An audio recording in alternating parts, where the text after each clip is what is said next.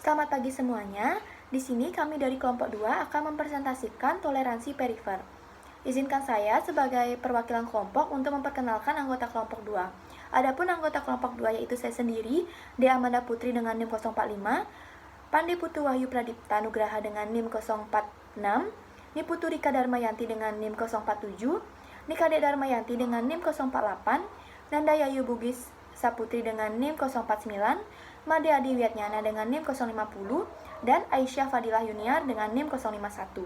Adapun pembahasan materi yang akan kami sampaikan pada presentasi hari ini yaitu toleransi limfosit T perifer, mekanisme utama toleransi limfosit T perifer, alergi sel T, respon imun supresi sel T mediated, mekanisme kerja sel T regulator, mekanisme mencegah toleransi perifer, dan gagalnya proses toleransi perifer. Baik, di sini saya akan menyampaikan materi toleransi limfosit T perifer. Proses indukasi toleransi atau induced tolerance dijelaskan dalam dua tipe, yaitu toleransi sentral atau central tolerance dan toleransi periferal atau peripheral tolerance. Toleransi sentral dijelaskan sebagai toleransi yang timbul selama perkembangan dari sel limfosit. Sementara, toleransi periferal dijelaskan sebagai toleransi yang timbul setelah sel limfosit meninggalkan organ perkembangan primer. Toleransi periferal terjadi saat limfosit dewasa yang mampu mengenal antigen sendiri akan kehilangan kemampuannya dalam memberikan respon atau disebut anergi. Turunnya viability sel dan terinduksi memicu apoptosis. Toleransi perifer merupakan jenis toleransi imun yang kedua, itu terjadi di jaringan perifer dan kelenjar getah bening. Karena toleransi pusat bukanlah proses yang sempurna, toleransi perifer beroperasi sebagai mekanisme sekunder untuk memastikan penghapusan limfosit D dan B yang reaktif sendiri atau konversi sel T dan B ke dalam keadaan anergik. Untuk menghapus dan mengubah limfosit T dan B menjadi keadaan energik, toleransi perifer terjadi melalui 3 mekanisme, yaitu mereka adalah indukasi anergi, penghapusan sel T, autoreaktif melalui apoptosis dan pengembangan sel T regulator. Baik, selanjutnya akan dijelaskan oleh rekan saya. Baik, kenalkan nama saya Pandi Putu Wahyu Pradipta Nugraha, NIM 046. Di sini saya akan melanjutkan presentasi dari teman saya. Selanjutnya ada mekanisme utama toleransi limfosit T perifer. Toleransi limfosit T perifer. Toleransi perifer dipicu ketika sel T matur mengenali antigen diri di jaringan perifer, menimbulkan inaktivasi fungsional atau energi, atau kematian sel tersebut. Atau pada waktu limfosit reaktif terhadap antigen diri diletakkan oleh sel T regulator. Toleransi perifer diinduksi oleh sel T matur yang mengenal self yang antigen pada jaringan perifer dengan cara inaktivasi atau energi, kematian sel atau apoptosis, dan suspensi imun. Mekanisme utama toleransi limfosit T perifer yaitu yang pertama energi intrinsic sel, yang kedua regulasi respon sel T oleh reseptor penghambatan, yang ketiga penekanan imun oleh sel regulator, dan yang terakhir delesi atau apoptosis limfosit matur. Berikutnya ada gambar toleransi sel T perifer, di mana yang di atas merupakan gambar A dan yang di bawah merupakan gambar B. Pada gambar A, respon sel T normal memerlukan pengenalan antigen dan konstimulasi. Sedangkan pada gambar B, 3 mekanisme utama toleransi sel T perifer seperti yang digambarkan, di mana energi intrinsik sel, penekanan oleh sel regulator, dan delesi atau kematian karena apoptosis. Baik, sekian dari presentasi saya, akan dilanjutkan oleh teman saya. Baik, perkenalkan saya Nikade Darmayanti, NIM 048. Di sini saya akan melanjutkan presentasi dari teman saya. Nah, pada slide sudah tertera gambar anergi pada sel T. Nah, di mana anergi adalah fungsi limfosit T yang tidak aktif ketika sel ini mengenali antigen dengan tanpa konstimulator yang kuat, yaitu famili B7, CD80, CD86. Nah, konstimulator diperlukan agar sel T dapat aktif sepenuhnya. Limfosit T naif memerlukan paling sedikit 2 sinyal untuk berproliferasi dan diferensiasi ke berbagai sel efektor. Nah, sinyal pertama selalu berupa antigen dan sinyal kedua diperlukan sebagai konstimulator yang akan terekspresi pada sel APC dalam respon mikroba. Nah, pada kondisi tertentu, reseptor-reseptor antigen sel T atau TCRS akan kehilangan kemampuannya dalam mentransmisi sinyal yang aktif. Nah, sel-sel T akan mengaktifkan reseptor inhibitor dari keluarga CD28 yaitu CTLA4 atau cytotoxic T lymphocyte associated antigen 4 atau CD152. Ada juga PD-1, Programmed Cell Death Protein 1. CTLA4 diketahui menghambat respon sel T, mengenali konstimulator yang sama yaitu B7 yang akan berikatan dengan CD28. Nah, CTLA4 akan bersaing dengan B7 yang akan diekspresikan oleh APC, yang selanjutnya akan diekspresikan oleh APC. Nah, mungkin sekian presentasi dari saya. Selanjutnya dilanjutkan oleh teman saya. Terima kasih. Perkenalkan, nama saya Nanda Yayu Bugisa Putri, NIM 049. Mohon izin melanjutkan presentasi dari teman saya, yaitu respons imun suprensi sel T mediate. Sel T CD4+ mengenali antigen maka akan berdiferensiasi menjadi sel T regulator di timus dan jaringan perifer, yang dalam prosesnya memerlukan faktor transkripsi FOXP3 dan memerlukan IL-2. Panel lebih besar dari timus dibandingkan dengan yang dari perifer. Berarti sebagian besar sel-sel ini berasal dari timus. Sel T regulator menghambat sel T dan diferensiasinya untuk menjadi sel T efektor dengan mekanisme kontak dependen atau dengan menghambat respons sel T APC. Trek diduga dibentuk dari timosit di timus, tetapi dapat pula di jaringan limfoid perifer. Sel trek ini diperlukan untuk mengendalikan sel efektor yang teraktivasi. Sel trek melakukan fungsinya sebagai pengendali sel efektor dan pembentuk sistem toleran dengan cara tidak hanya sebagai supresor namun juga pengatur sistem homostatis. Sel trek mempunyai daya kendali terhadap sel lainnya yang terlibat pada sistem imun. Kemampuan mengendalikan sel lain ini mutlak diperlukan untuk menghindari terjadinya autoimun dan penolakan transplantasi. Sampai sekarang, mekanisme kerja trek secara selular dan molekular belum sepenuhnya diketahui. Namun, ada bukti tentang pentingnya sel ini pada banyak aspek biologi. Perkembangan dan fungsi sel bergantung kepada faktor transkripsi dan FOXP3. FOXP3 merupakan petanda spesifik intraselular untuk trek. FOXP3 CD25 sebagai komponen receptor IL-2 dan sitokin IL-2 merupakan hal yang penting dalam perkembangan, fungsi, dan kehidupan sel trek.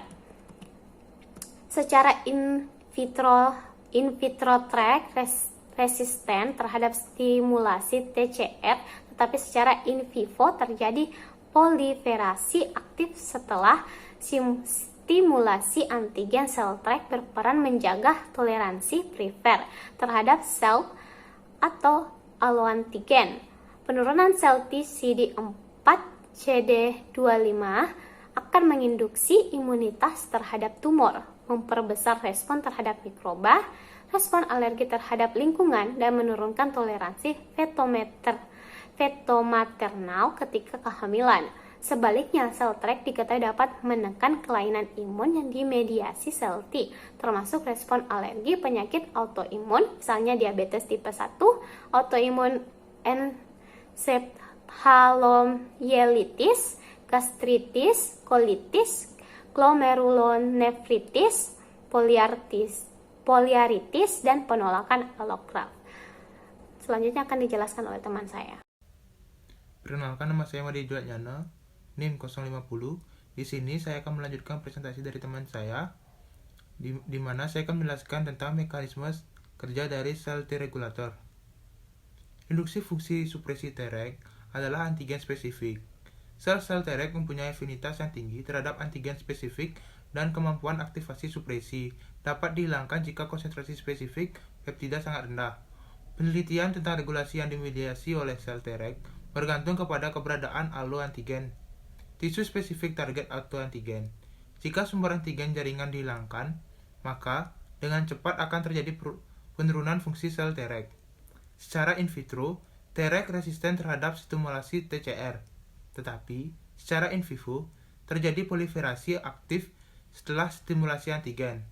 Sel Treg berperan menjaga toleransi perifer terhadap SAF atau alloantigen. Penurunan sel T CD4 plus CD25 plus akan menginduksi imunitas terhadap tumor, memperbesar respons terhadap mikroba, respons alergi terhadap lingkungan, dan menurunkan toleransi veto maternal ketika kehamilan. Sebaliknya, sel Treg diketahui dapat menekan kelainan imun yang dimediasi sel T, termasuk respons alergi, penyakit autoimun, misalnya diabetes tipe 1, autoimun encephalomyelitis, gastritis, colitis, glomerulonefritis, poliartritis, dan penolakan allograft sel T CD4, regulator dan kontrol respon imun adaptif.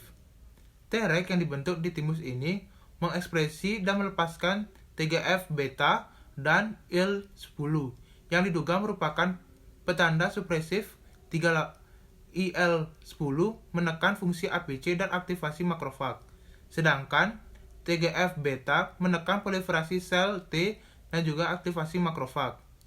IL-10 mempunyai efek pada diferensiasi untuk menghambat sekresi IL-12 dan dapat melemahkan kemampuan aktivasi sel T dan diferensiasi sel TH1. IL-10 ini bekerja pada APC dengan menekan ekspresi MHC2 dan molekul kostimulator pada permukaan makrofag dan monosit. Selanjutnya akan dijelaskan oleh teman saya.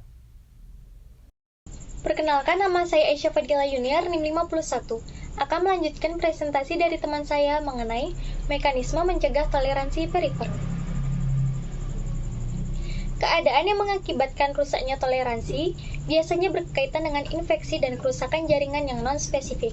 Pembalikan energi dapat terjadi oleh paparan sitokin tertentu, terutama IL-2. Penyakit autoimun yang bertambah berat terlihat pada terapi dengan IL-2 pada keganasan. Pembalikan supresi oleh sel T baru dapat dilihat pada hewan yang kehilangan sitokin imunosupresif.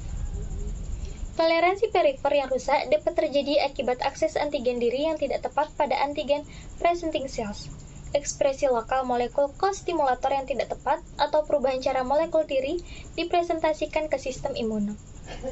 Hal-hal tersebut terjadi saat inflamasi atau kerusakan jaringan, diinduksi oleh infeksi lokal atau faktor fisik. Inflamasi lokal akan meningkatkan aliran antigen diri ke nodus limfe dan juga ke antigen presenting cells. Selain itu, dapat juga menginduksi ekspresi molekul MHC dan molekul kostimulator.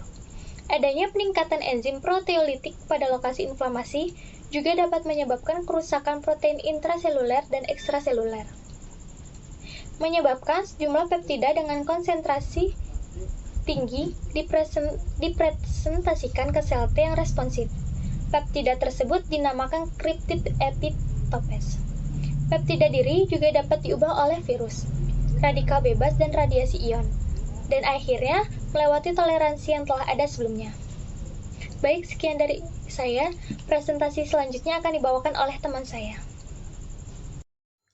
Perkenalkan, nama saya Niputri Kedarmayanti dengan NIM 047. Mohon izin untuk melanjutkan presentasi dari teman saya, dimulai dari materi gagalnya proses toleransi perifer. Setelah sel T berkembang dalam timus secara maksimal, sel ini akan masuk ke dalam pembuluh darah dan bermigrasi ke organ limfoid. Proses maturasi limfosit T terdapat pada kelenjar timus dan maturasi limfosit B di sumsum tulang dan kelenjar limforegional. Di dalam timus, sel T akan mengalami seleksi. Bila sel T telah mengenali self antigen, maka akan mengalami proses deletion dan apoptosis. Dari sekian banyak sel T yang berprekursor, hanya 1-5% saja yang bisa menjadi limfosit T serta menjadi sel utama dalam sistem imun. Sedangkan 65-99% gugur mengalami apoptosis. Sel T dapat hidup dalam waktu bertahun-tahun tanpa pembelahan diri dalam bentuk resting small cell yang terkondensasi kromatinnya. Sel T yang keluar dari timus mempunyai kemampuan menangkap antigen yang berbeda. Antigen yang diseleksi oleh T limfosit T berbeda dengan antigen yang diseleksi oleh sel B limfosit. Toleransi diartikan sel sistem imun hanya mengenali spesifik antigen yang telah dikenalkan kepada sel T di timus. Proses toleransi ini dapat terjadi di sentral saat sel T berkembang atau di perifer saat maturasi sel T. Gagalnya proses sentral toleransi disebabkan oleh faktor genetik, sedangkan toleransi perifer disebabkan oleh adanya kriptik antigen yang diekspresikan di timus dan infeksi molekuler mimikri. Mimikri didefinisikan sebagai kesamaan struktur molekuler protein host dengan mikroba infeksi oleh karena kesamaan urutan asam aminonya, serta linear atau sharing oleh karena bentuknya yang sama. Mekanisme dimulai karena adanya cross reaktif antara peptida mikroba dan self antigen. Sekian penjelasan dari saya.